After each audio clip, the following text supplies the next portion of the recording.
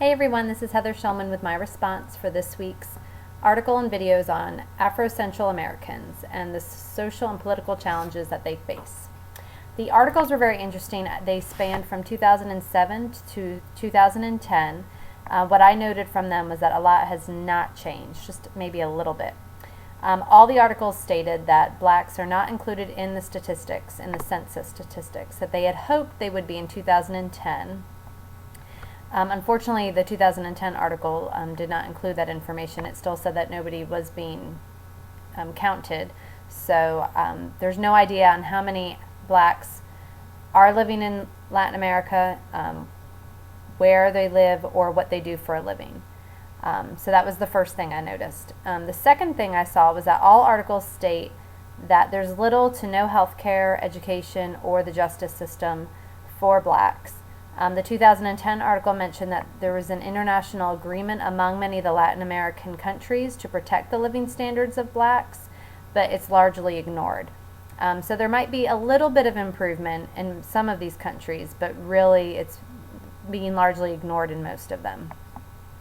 The third fact I've noticed was Brazil has the second largest black population in the world, and they are being taught African and Afro-Brazilian history.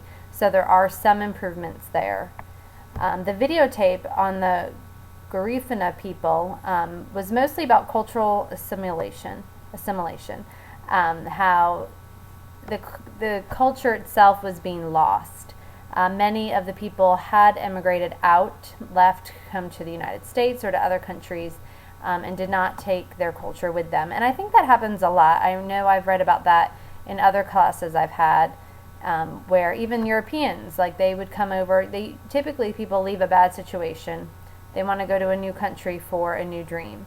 And I liked how one of the individuals in the video said that they immigrated to get the American dream. However, it became their American nightmare because they had gangs and drugs and prison. That's what some of them faced. Because they forgot their culture. They didn't bring their culture with them because they thought they wanted to start new and try to get into the North American culture, and that just wasn't a positive thing for some of them. But now they are trying to get back into their culture, grab hold of that again, learn their dance, their music, their language, their food, by using social media and as well as classes like night classes or after school classes to preserve and protect their culture, which I think is great. I think all of us should grab onto where we're from and teach our children that and our grandchildren that, because otherwise it could be lost, and that would be horrible because we all don't want to be the same. We all are different, and we all should embrace those differences. And the fifth thing I wanted to state was that, as stated in the 2010 article, this is a 400-year-old problem that the blacks are facing in Latin America, and only in the last 20 to 30 years have people really started to take action on it.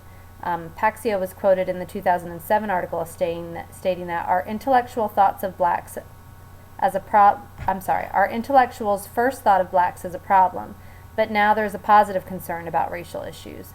So people are starting to recognize that blacks need to be counted as they should be. They're individuals or human beings, and they need to be in the census figures, and they need to have health care and education. So there are some improvements, but it is a 400-year-old problem, and I don't know why it has to take so long. It doesn't make any sense to me, but to me it should be an easy fix. But hopefully these countries get their act together and everything improves. It would be nice to see an article from 2015 to see where they're at, because these are 5 years old or even older than that. Just to see if there has been any improvement. But I guess it's something I could research on my own. So anyway, thank you for listening, and you all have a great day.